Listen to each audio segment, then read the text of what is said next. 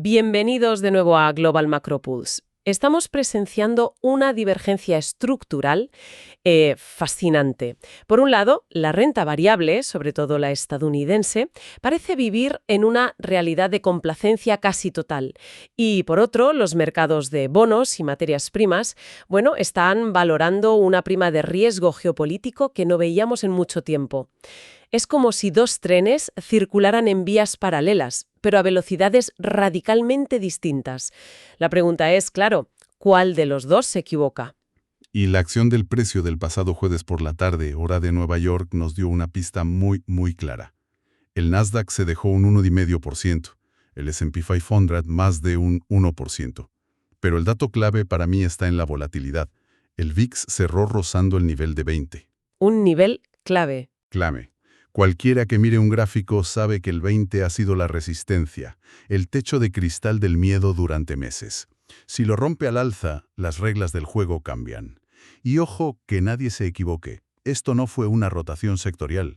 No, para nada. Los rendimientos de los bonos del Tesoro a 10 años cayeron con fuerza hacia el 4,1%, y los de 2 años se desplomaron por debajo del 3,5%. Eso es una huida a la seguridad de manual, un movimiento risk-off en toda regla. Exacto. Desgranemos esto, porque el epicentro del temblor fue, sin ninguna duda, el sector tecnológico. Lo que vimos con Apple no fue una simple toma de beneficios. Para nada. Una caída del 5% en un solo día, su peor sesión desde abril de 2025, es una señal. Una señal muy potente. Indica que algo más profundo está ocurriendo.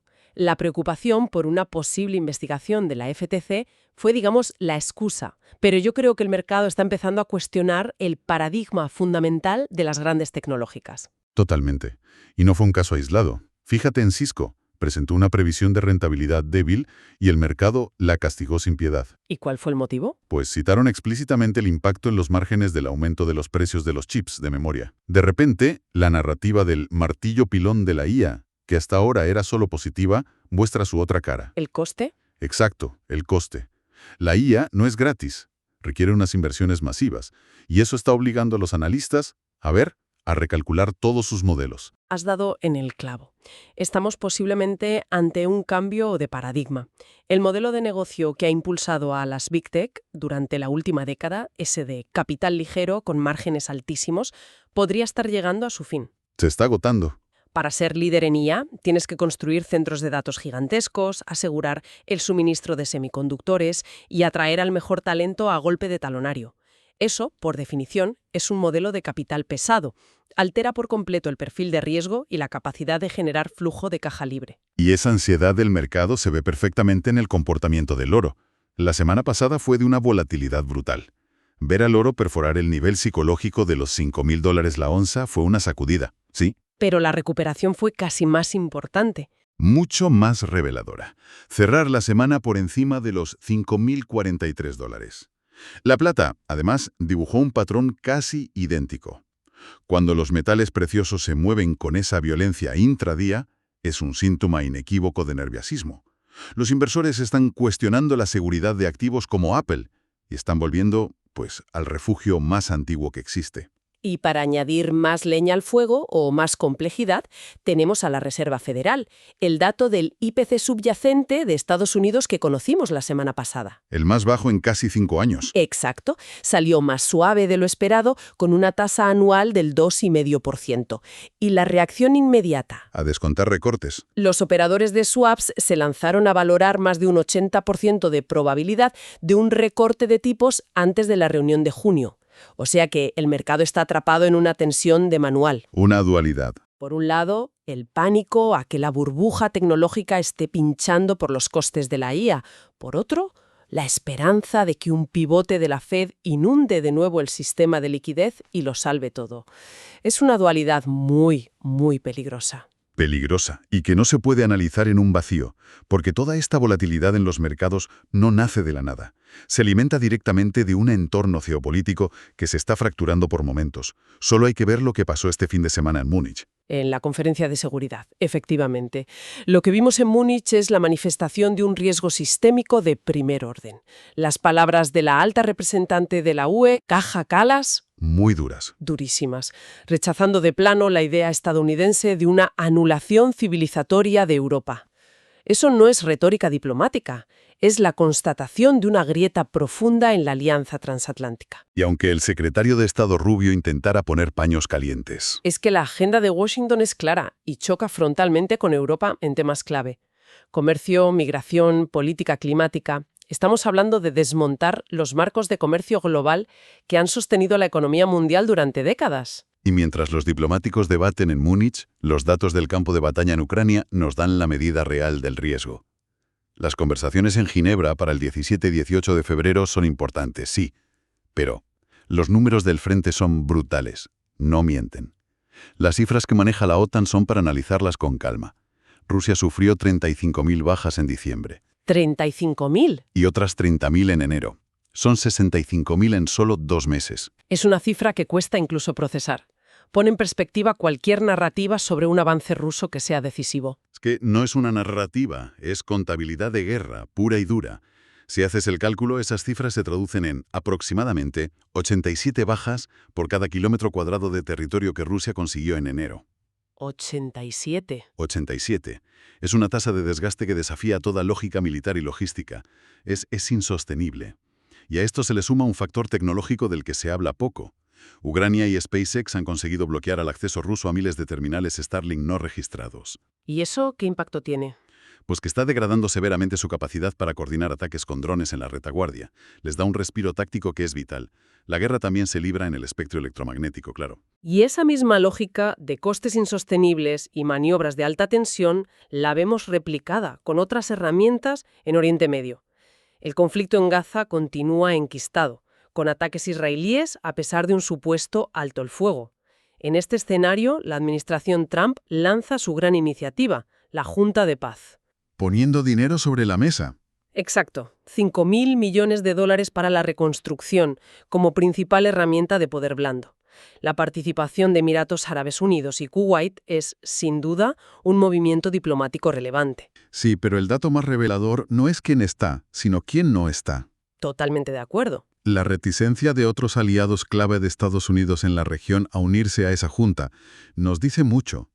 Hay un escepticismo profundo sobre la viabilidad y las verdaderas intenciones del plan. Y luego está Irán. De las señales son un galimatías. Por un lado, fuentes diplomáticas filtran que Teherán estaría dispuesto a un compromiso sobre el acuerdo nuclear. A cambio de un levantamiento de sanciones. Claro.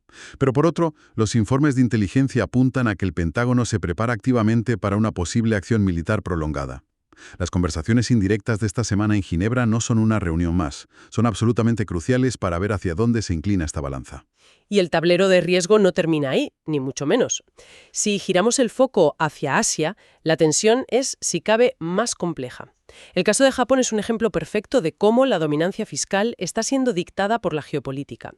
La primera ministra, Sanae Takaichi, está bajo una presión enorme para cumplir una promesa de inversión de 550.000 millones de dólares en Estados Unidos. Una cifra astronómica. Y no es una promesa abstracta. Tiene una fecha límite muy clara. El 19 de marzo, cuando visita la Casa Blanca. Esto ya no va de fundamentales económicos, va de alianzas estratégicas. Y lo más increíble es el contexto en el que se produce esa promesa. Los datos macro de Japón son alarmantes. El crecimiento anualizado del cuarto trimestre, que se publicó la semana pasada en Tokio, fue de un anémico 0,2%. Cuando se esperaba mucho más. Muchísimo más. El consenso del mercado esperaba 1,6%. Es una desviación brutal. Y si miras dentro del dato, la inversión de capital, que debería ser el motor, creció apenas un 0,2%. Las empresas japonesas no están para grandes alegrías, vamos. Entonces, ¿de dónde sale ese dinero? Pues esa es la clave. La realidad es que la mayor parte de esos 550.000 millones no es inversión extranjera directa.